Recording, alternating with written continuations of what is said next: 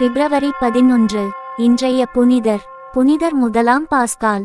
நினைவு திருவிழா பிப்ரவரி 11. புனிதர் முதலாம் பாஸ்கால் கி.பி. 817 ஆண்டு ஜனவரி மாதம் 25 நாள் முதல் கி.பி. 824 ஆண்டு பிப்ரவரி மாதம் 11 நாள் வரை கத்தோலிக்க திருச்சபையின் திருத்தந்தையாக இருந்த இவர் கத்தோலிக்க திருச்சபையின் 98ஆம் திருத்தந்தை ஆவார்.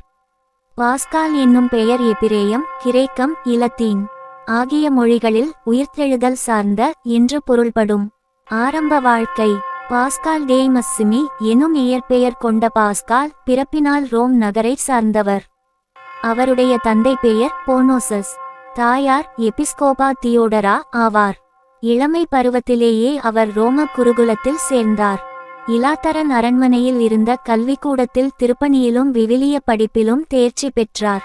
துணை திருத்தொண்டராக துறவு வாழ்க்கையை ஆரம்பித்த இவர் கத்தோலிக்க குருவாகவும் திருத்தந்தை 3ஆம் லியோ காலத்தில் புனித ஸ்டீஃபன் துறவு மடத்தின் மடாதிபதியாகவும் பணியாற்றினார்.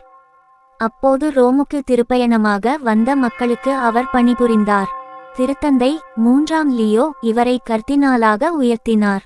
திருத்தந்தையாக நியமனம். திருத்தந்தை 4ஆம் ஸ்தேவான் காலமான ஜனவரி 24, 817 உடனேயே பாஸ்கால் திருத்தந்தையாக ஒருமனதாக தேர்ந்தெடுக்கப்பட்டார். மறுநாள் கி.பி. 817 ஜனவரி 25 அவர் ஆயராக திருநிலைப்படுத்தப்பட்டார். திருத்தந்தையாக பதவி ஏற்றார். பேரரசரோடு உறவு. பேரரசர் லூயிஸுடன் தமக்கு நெருங்கிய உறவு உண்டு என்பதை காட்டும் வகையில் திருத்தந்தை பாஸ்கால் பல தூதுவர்களை அனுப்பினார். பேரரசர் லூயிஸும் கி.பி. 817 லூயிஸ் ஒப்பந்தம் என்னும் ஆவணத்தை எழுதி திருத்தந்தைக்கு அனுப்பி திருத்தந்தை தம் ஆட்சிப்பீடத்தை முறையாக ஏற்றுக்கொண்டார் என்று அங்கீகாரம் வழங்கினார். அந்த ஆவணம் இன்றும் உள்ளது. லூயிஸ் மகன் லோத்தேர் திருமணம் செய்து கொண்டபோது திருத்தந்தை தூதுவர்கள் வழியாக அவருக்கு பரிசுகள் அனுப்பினார். கி.பி. 823 ஆண்டு வசந்த காலத்தில் முதலாம் லோத்தேர் ரோமுக்கு சென்றார். அங்கு ஏப்ரல் மாதம் 5ஆம் நாள் திருத்தந்தை பாஸ்கால் முதலாம் லோத்தேரை இத்தாலியின் அரசனாக அறிவித்து ஆடம்பரமாக அவருக்கு முடிசூட்டினார். சுரப வணக்கம் முறையானது என்னும் போதனை. பாஸ்காலின் ஆட்சி காலத்தில் ரோம் நகரத்தில் கொந்தளிப்பான சூழ்நிலை நிலவியது.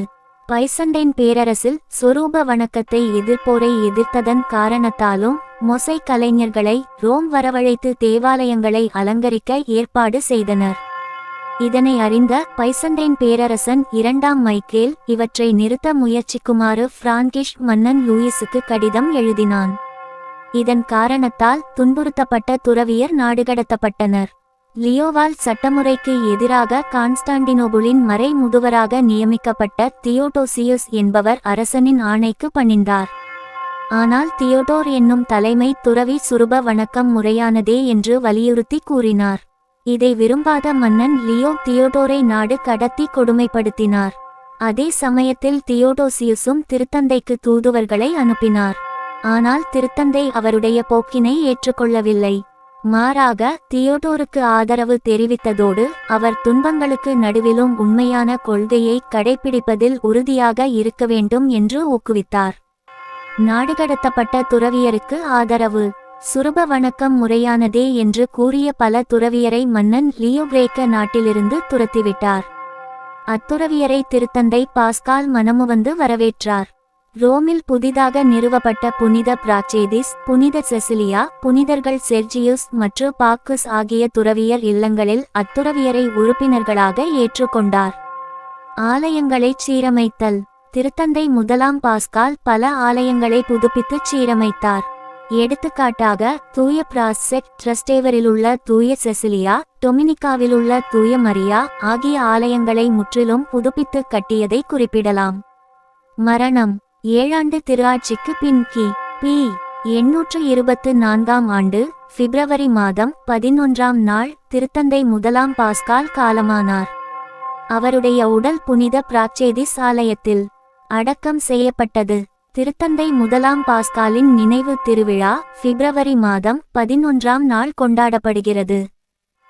பிதா சுதன் பரிசுத்த ஆவியின் பெயராலே ஆமென். பரலோகத்தில் இருக்கிற எங்கள் பிதாவே, உம்முடைய நாமம் அர்ச்சிக்கப்படுவதாக. உம்முடைய ராஜ்யம் வருக. உம்முடைய சித்தம் பரலோகத்தில் செய்யப்படுவது போல பூலோகத்திலும் செய்யப்படுவதாக. எங்கள் அனுதின உணவை எங்களுக்கு இன்று அளித்தருளும். எங்களுக்கு தீமை செய்தவர்களை நாங்கள் பொறுப்பது போல எங்கள் பாவங்களை பொறுத்தருளும். எங்களை சோதனையில் விழவிடாதேயும், தீமையில் இருந்து எங்களை இரட்சித்தருளும். அருள் நிறைந்த மரியே வாழ்க. ஆண்டவர் உம்முடனே, பெண்களுக்குள் ஆசீர்வதிக்கப்பட்டவள் நீரே. உம்முடைய திருவயிற்றின் கனியாகிய இயேசுவும் ஆசீர்வதிக்கப்பட்டவரே. அர்ச்சிஷ்ட மரியாயே, சர்வேசனுடைய மாதாவே, பாவிகளாயிருக்கிற எங்களுக்காக எப்பொழுதும் எங்கள் மரண நேரத்திலும் வேண்டிக் கொள்ளும். ஆமென். பிதா சுதன் பரிசுத்த ஆவியின் பெயராலே ஆமென். தின பிரார்த்தனைகளுக்காக லைக், சப்ஸ்கிரைப் மற்றும் பெல் ஐகானை கிளிக் செய்யவும்.